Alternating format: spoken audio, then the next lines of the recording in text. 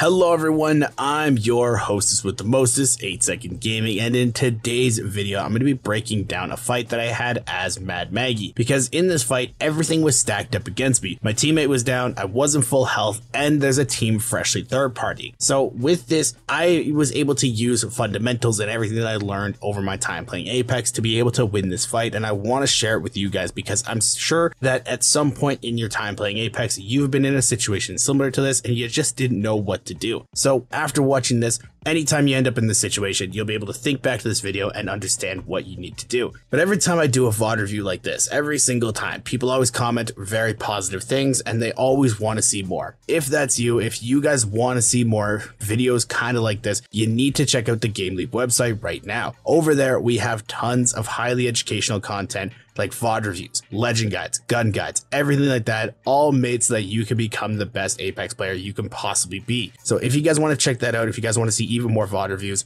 click the link in the description, pick yourself up a membership, and I will see you over there. So now let's jump straight into this VOD review, and the first thing you can see here is I am getting shot while rezzing my teammate. We were backed up slightly in a corner, so it wasn't the worst spot to res, but it wasn't the best spot either. Though when you're in situations like this, getting your teammate up as fast as possible is the best thing that you could have done. So I was really trying to do that. We had armor swaps in these boxes because we had just finished a fight, so there was options there. But right now, I'm being shot, everything's in panic mode because where do I go? What do I do? Well, here I need to break line of sight because breaking line of sight is extremely important. It forces them to move from their position and it forces them to guess where you're going. So as soon as I break line of sight, I go for the second best thing, and that is high ground. High ground is extremely important in Apex, and it's something that you guys need to be bringing into your own games. I see a lot of people, they would just try to run away. They try to get away as fast as they possibly can. They wouldn't break line of sight. They wouldn't get high ground, and they would just die because of that. If you're being third party, first thing, break line of sight as fast as you possibly can because you need to keep that enemy team guessing. You don't want to let them know where you're going. You don't want to let them know what you're doing. If you're healing up, they don't need to know exactly where you're standing. So break line of sight and then look to establish high ground because that allows you to control the flow of the fight. If you're able to play head glitches, if you're able to play a height and look down on people, then you're controlling everything about it. So as you can see here, I climb up onto this roof and I'm trying to look down on them. I am still very low health right here, so this is very risky and something that I don't recommend players do often. The only reason I'm doing it is because they were trying to thirst my teammates, so I'm trying to see if I can get kind of a cheeky one clip out on somebody, because if I'm able to do that, then it would turn the fight into a 1v1, or it would buy me enough time where I can fully heal and then it's a 1v2 again, and I can kind of play off that. But right here, I do see that one is trying to thirst my teammate and the other one is moving up, so I can't really do a whole lot, so I opt to throw out my riot drill instead and back up, because something that you need to look to do when you're playing in a situation like this is figure out what kind of armor they have. Right now, I don't have any information. Don't really know what characters they're playing, don't really know what the situation is because I don't know how much health they have and I don't know how much utility they have. So right now, I want to throw out that riot drill because it burns through that tree and it does tag them a little bit, and I'm able to see that they both have purple armor.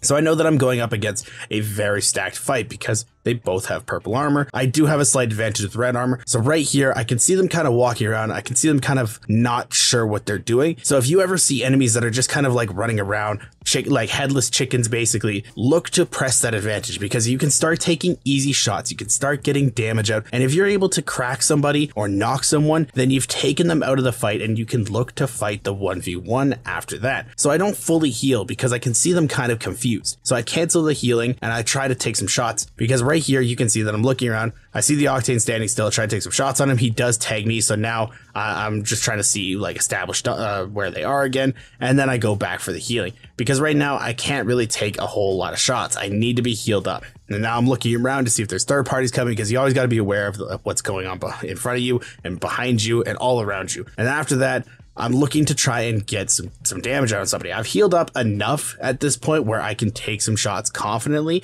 and not worry about me being downed in return. And if you can, you know, kind of make sure that the teams are aware that you're still aware of where they are, take shots at them, throw out abilities at them, let them know that, hey, I'm still watching you. While you're healing, that's a good thing to do because it establishes that kind of that barrier. If you sit behind a wall and you're just healing up without even realizing what's going on around you, teams can press that advantage. Teams can move up without you understanding where they are, and they can really play off that and really punish you because of that. with that, I'm just trying to play this roof and I'm just trying to see if I can find an opening. Now right here, I peek out and this should be a very bad spot for me because they're both staring at me and this could be horrible. But thankfully the Octane doesn't shoot at me and I'm able to get a 113 on the Wattson. So because I'm able to get a 113, I'm able to start playing a little bit more aggressive because she has to back up and heal. I'm able to almost, do half damage to the Octane shield. So now I hop down here and people might be wondering, hey, 8 Second, you just said establish high ground. High ground allows you to control the flow of fights. Why would you hop off and make yourself on low ground? That's a fantastic question because normally you wouldn't want to do this, but because there's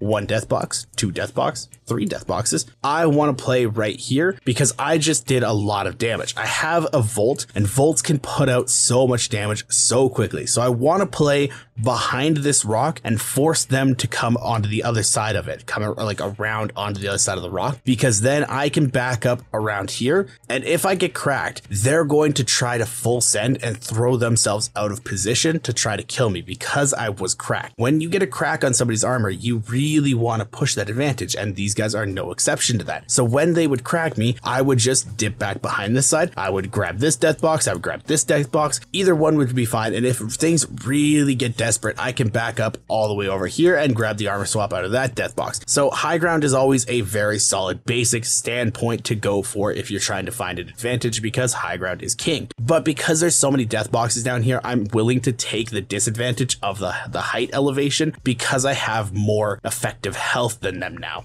So as I go forward and as I hop down here, I'm able to play behind this rock. I grab the banner so that I stop the animation, by the way. That's one thing that you guys always need to do. If you're running past a death box that has your teammate's banner and you don't need to immediately have your gun, grab the banner from it so you get rid of the animation. And then here I'm able to get a really nice one clip on the Octane. And then as soon as I do that, I run over here because they cracked me. They think I'm healing. I grab the armor swap and I'm pressing my advantage. I try to shoot the tree again, but the Wattson ultimate was able to eat it. And then I'm able to play a little bit more aggressive because she wasn't expecting me to push off that. And I can play aggressive, stand out in the open, and I'm able to get another kill on the Wattson, and I'm able to win that fight solely because I played all the advantages. They didn't look to press anything because every single time that they looked for shots, I was able to put out damage back onto them. They weren't able to get any damage out on me. I was able to swap different advantages out. Height was an advantage, and then I had the death box advantage with the armor swaps, played off of my advantages, and I was able to turn what should have been a losing fight into a winning fight. So I really hope you guys enjoyed this. I really hope you guys found this useful. Again, if you like VOD reviews, if you like this kind of stuff, check out the Gamely website. Link is in the description. If you want to stay up to date with even more Apex Legends videos, tips and tricks, don't forget to smash that like and subscribe button. Thank you guys all for watching.